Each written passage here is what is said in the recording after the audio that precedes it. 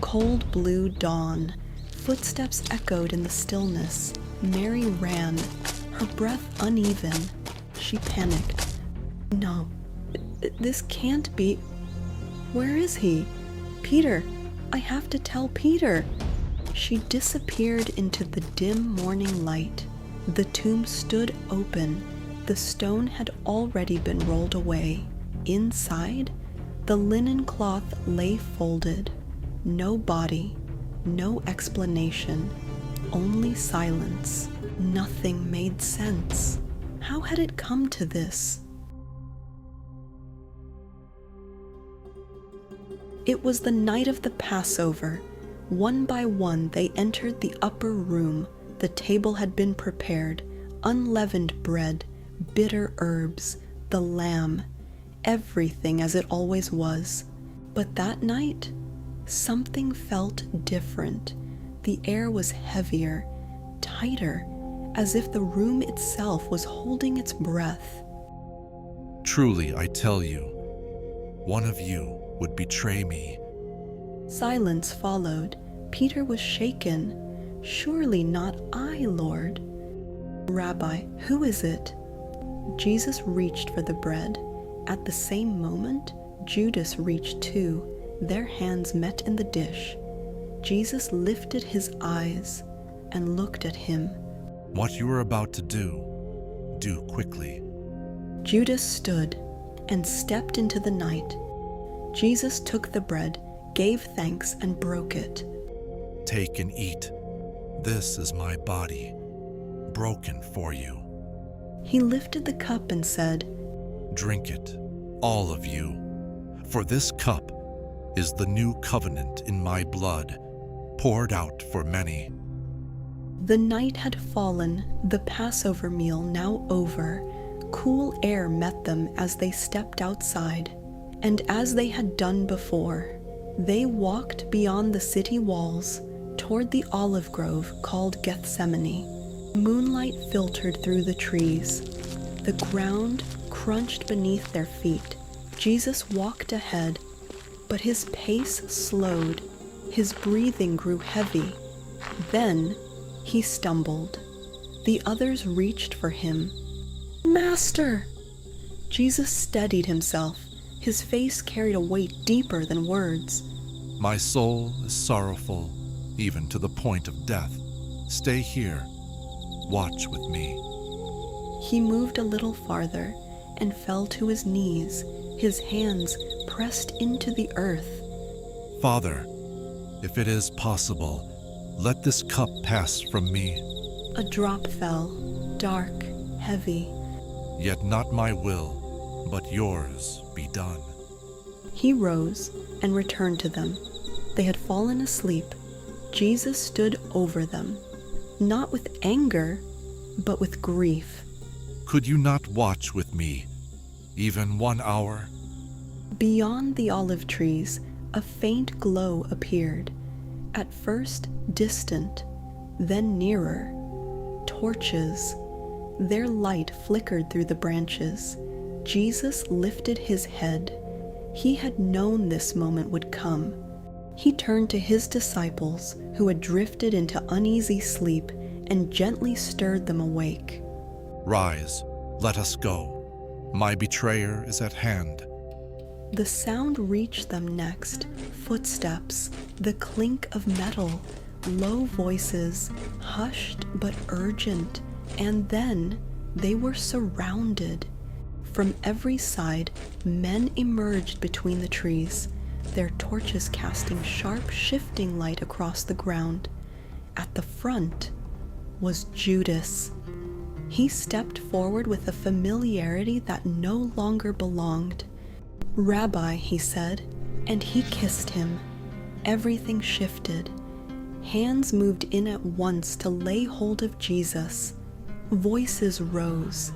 The stillness shattered. Peter surged forward, a blade flashing in the dark. A cry broke out as a man fell back. His ear had been cut off, but just as quickly Jesus stepped in. No more of this. His voice was not raised, yet it carried authority. He reached out, touched the wounded man, and healed him. Then he turned to those who had come for him. Have you come with swords and clubs as though I were a criminal?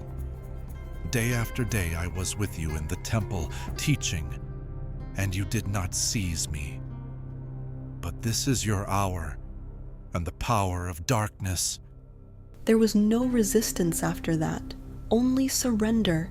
They bound his hands, and behind him the disciples began to retreat. One by one they turned and fled into the night until he stood alone.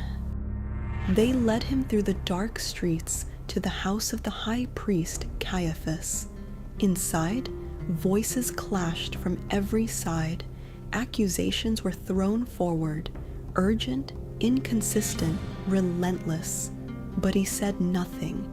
Then the high priest stepped forward. "Tell us the truth," he said. "Are you the Christ, the Son of God?" The room held its breath. "So you say," Jesus replied, "and you will see the Son of Man seated at the right hand of power and coming with the clouds of heaven." Blasphemy! They struck him, spat on him, mocked him. "Prophesy! Who struck you?" But he remained silent. Outside in the cold courtyard, Simon Peter stood near a small fire, trying not to be seen. A servant girl looked closely at him. "You were with him." "No," Peter said quickly. "I was not." Another voice followed. "You are one of them." "I am not."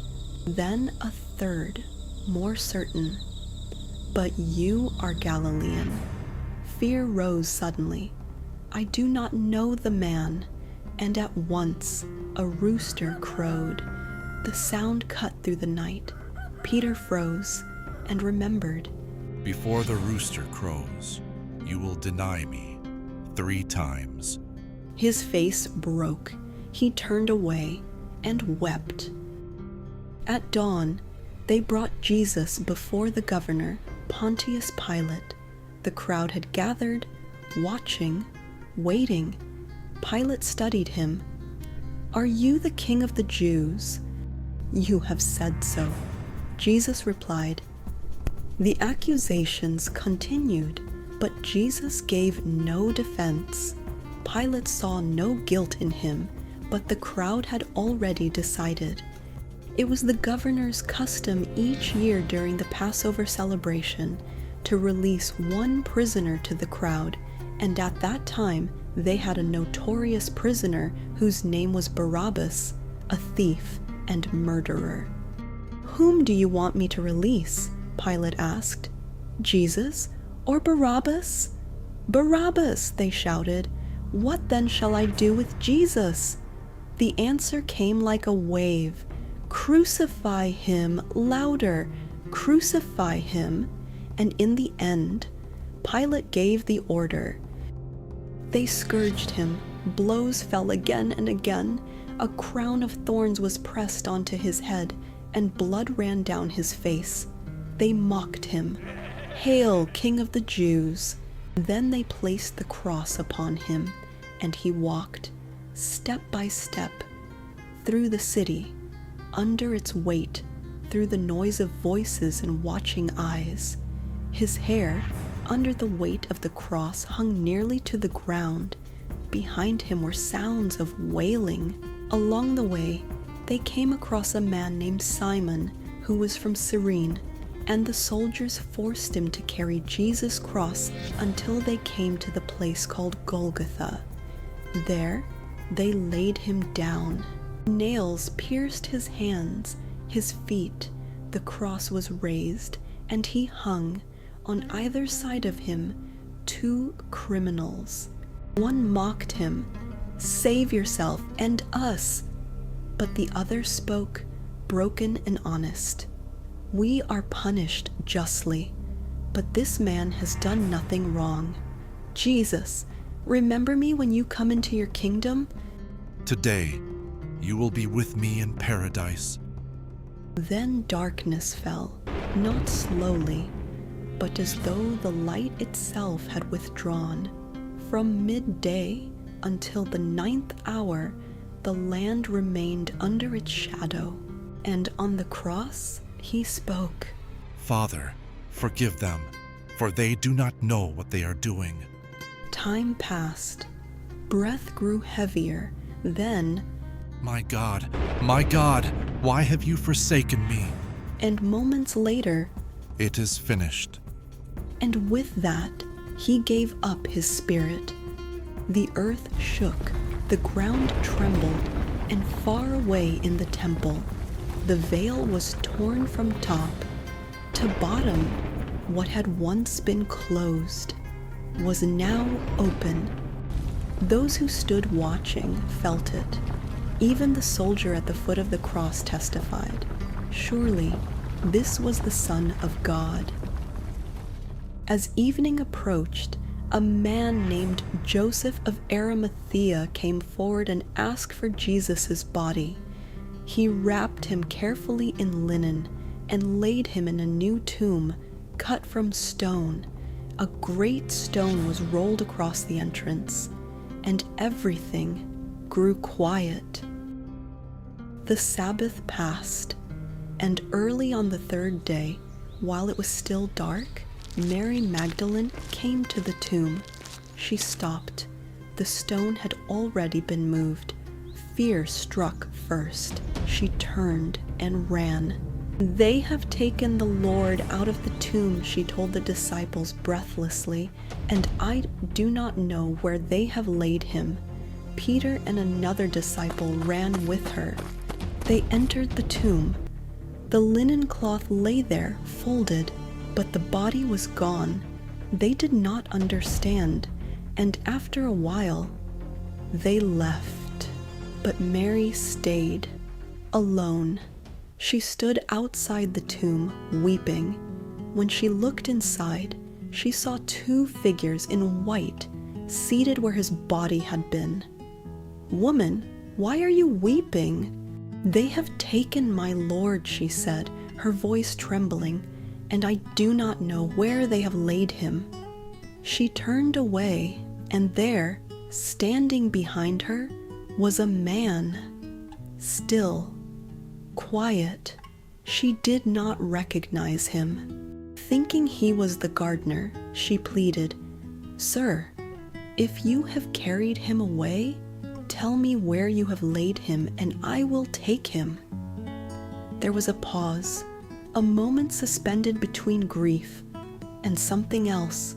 Then he spoke her name. "Mary." Everything changed. She turned fully toward him. Recognition broke through her sorrow. "Rabboni!"